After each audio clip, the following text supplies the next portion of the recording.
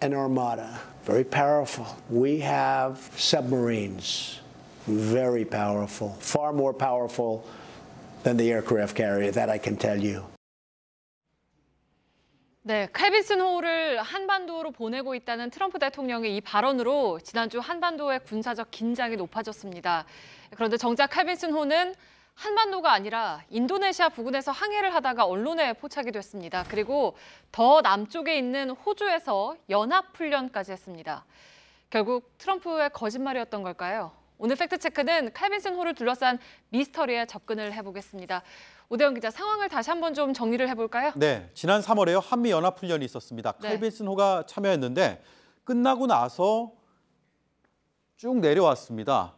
싱가포르까지 왔습니다. 네. 그리고 싱가포르를 출발해서 이제 호주로 향하게 돼 있었는데 그 시점이 8일이거든요. 그런데 8일에 호주 일정을 취소하고 한반도로 다시 방향을 튼다, 이렇게 밝혔거든요. 15일이 김일성의 생일인데 북한의 도발 가능성이 거론되던 때였습니다. 이 같은 사실을 8일에 미 태평양 사령부가 발표를 했고 국방장관이 발표했고 12일에는 트럼프가 아예 한반도 쪽으로 보내고 있다, 이렇게 아까 얘기했죠. 북한 도발을 막기 위해서 다시 한반도로 오는구나, 이렇게 인식을 하고 있었습니다. 네, 그러니까 거기에 트럼프 대통령까지 그렇게 말을 했으니까 의심을 할 여지가 없었잖아요. 그렇죠. 네. 미국의 대통령이니까요. 네. 그런데 자, 한반도로 올 것 같던 칼빈슨 호가 엉뚱하게도 15일에 정반대에 있는 인도네시아에서 사진에 찍혔습니다. 네. 그리고 사흘 뒤에는 호주에서 연합훈련까지 했습니다. 더 남쪽으로 내려간 거죠. 아니, 한반도로 온다던 칼빈슨 호가 왜 여기 있을까?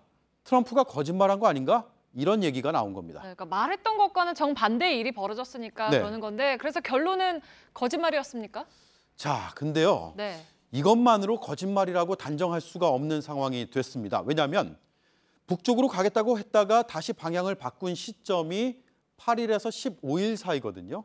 그 일주일 중에 어느 날에 방향을 확 틀었느냐? 네. 이게 미스터리입니다. 날짜가 중요한 이유는요, 언제냐에 따라서 트럼프가 거짓말을 했을 수도 있고 아닐 수도 있습니다. 일단 12일 이전에 항로를 변경을 했다면 거짓말한 겁니다. 왜냐하면 실제로는 내려가고 있으면서 보내고 있다라고 얘기한 거잖아요. 그런데 12일 이후에 항로를 바꿨다면 그때는 뭐 그런 얘기한 이후니까 거짓말이라고 볼 수 없는 거죠. 그래서 그 날짜에 따라서 이렇게 다르다는 겁니다. 네.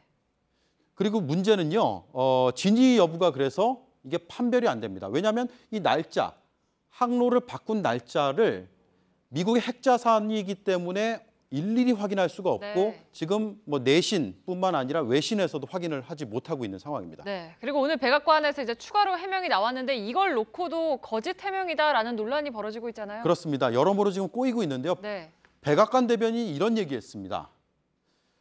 곧바로 한반도로 향한다고 말한 적은 없다.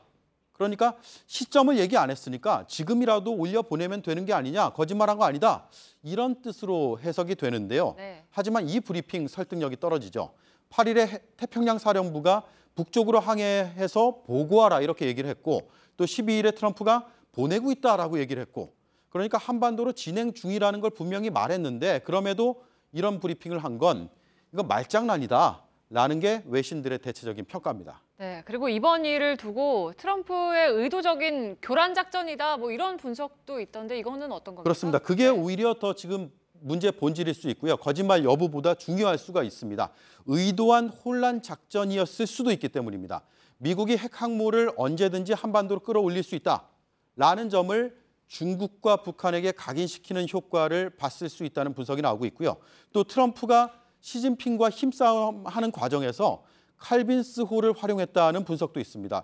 중국보다 우리가 우위에 있다, 이거 한번 보여줬다라는 얘기죠. 북한이 도발하지 못하도록 중국이 좀 열심히 하겠다. 그러니까 그런 분위기 조성을 위해서 뭐 꼭 칼빈슨 항모가 한국으로 바로 올라올 필요가 있느냐.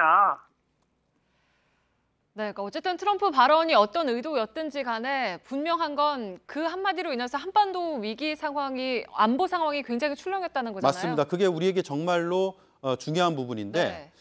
지난주에 우리가 팩트체크에서도 달았고요. 4.27 북폭설 많이 나오지 않았습니까? 이 핵 항모로 선제 타격할 수 있다.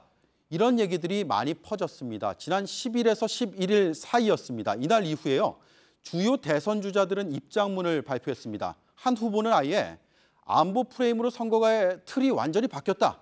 이런 주장까지 했습니다. 네. 안보에 대한 경각심이 물론 중요합니다만 선거를 치르는 지금 필요 이상으로 위기감이 조성됐다라는 비판도 나오고 있습니다. 네, 그러면 우리 정부는 미국의 항로 변경을 알고 있었습니까? 오늘 국방부와 통화를 해봤는데요. 이런 답변이 돌아왔습니다.